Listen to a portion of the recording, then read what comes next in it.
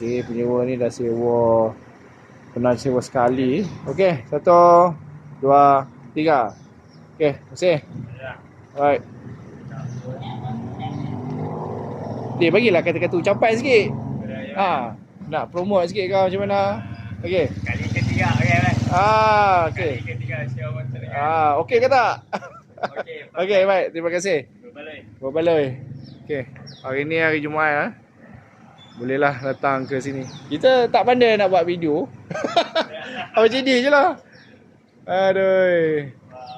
Tangkaplah gambar pokok. Okey, penyewa ni nak ke Kampar dan Kuala Ipul lah. Dari mana dek? Kedah?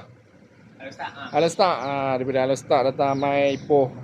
Alestar ada sewa motor tak? Ada juga kan?